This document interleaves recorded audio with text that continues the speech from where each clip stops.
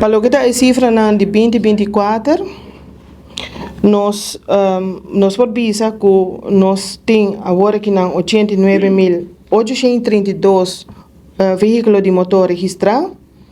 E para o ano 2024, nós temos no momento aqui 21% de nossos contribuintes não cumpre com o pago de imposto.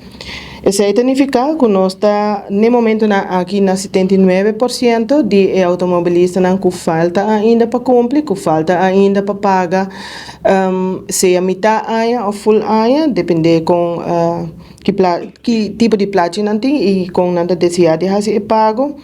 Importante tá para ter na conta que o deadline está aqui 2 dias.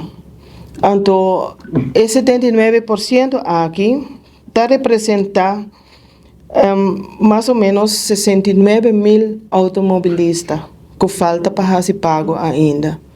E isso aqui é muito importante e nós queremos pôr muito ênfase riba automobilistas aqui para, por favor, fazer pago de imposto para sobra e boot também drai entrante para o mês de fevereiro. Então, esse é gasto que não é necessário. Isso aqui é muito importante. E mais que claro, nós agradecemos e cumprimento isso não cumpre também. Nós agradecemos e contribuinte não.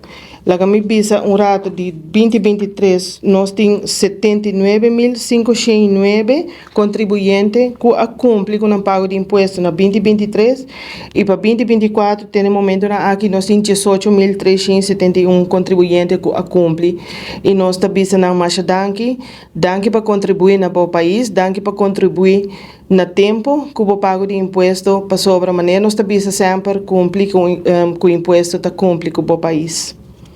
Para isso, que tem que fazer pago ainda, último dia aqui, nós temos que ver que nossa oficina está bem, está hobby druk.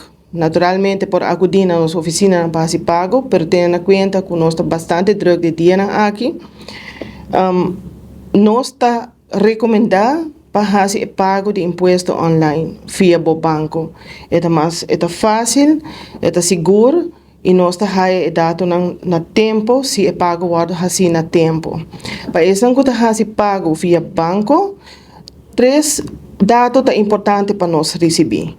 O número de pessoas, então o persoonsnummer, dona nós o belastingjaar que você está pagando, então você mencionar o persoonsnummer, belastingjaar está 2024 e que está o plaatje de número, por exemplo, a 90.000. Esse é o único dado que nós meter.